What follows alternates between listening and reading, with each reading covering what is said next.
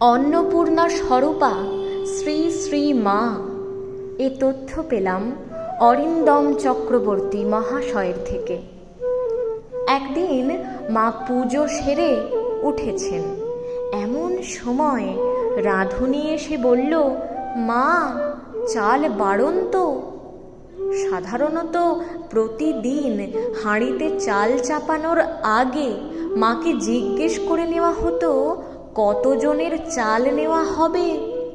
মা কোনোদিন বলতেন আজ 10-11 জনের মতো চাল নাও, কোনোদিন বা বলতেন আজ 2 বার চাল চড়াতে হবে।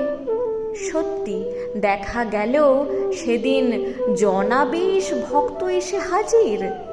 আবার কোনোদিন বলতেন আজ সামান্য বসালেই হবে। কোনো দিন অন্ন নষ্ট হতে দেখা যায়নি মায়ের বাড়িতে। সেদিন তেমনি রাঁধুনি মেয়ে ছেলেটিকে বলেছিলেন, আজ জনা 10 জন্য চাল নিলেই হবে। রাঁধুনি ফিরে এসে চাল বাড়ন্ত বলায় মা বললেন, কজনের বাড়ন্ত? মেয়েটি বললে, এই 2 জনের মতো বাড়ন্ত।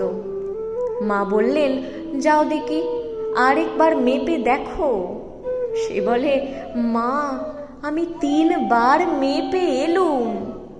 মা হেসে বললেন, যাও আরেকবার মেপে দেখো।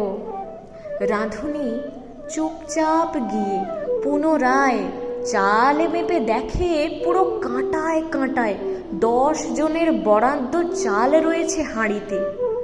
মা পিছনে এসে দাঁড়িয়ে বললেন, কই হলো?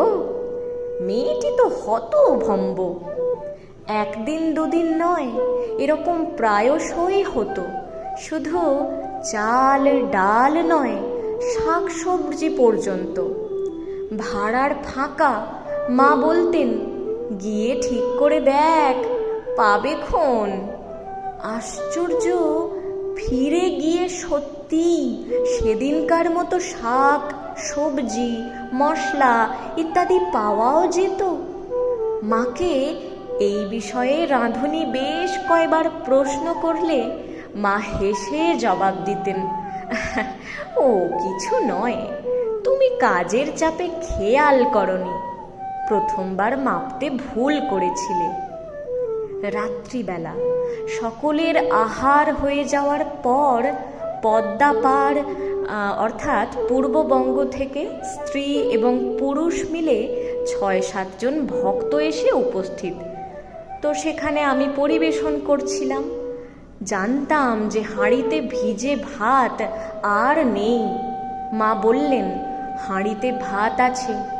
নলিনী ও আমি দুজনেই গিয়ে দেখলাম হাঁড়িতে ভাত একেবারেই নেই। আমার মন বলছে ভাত আছে। এই বলে মা নিজেই দেখতে গেলেন এবং 2-3 জনের উপযোগী ভাত বের করলেন। কিছু রুটি সকালের জলখাবারের জন্য প্রস্তুত ছিল, সেই রুটি ও ভাত সকলেরই রাত্রির আহারে কুলিয়ে গেল।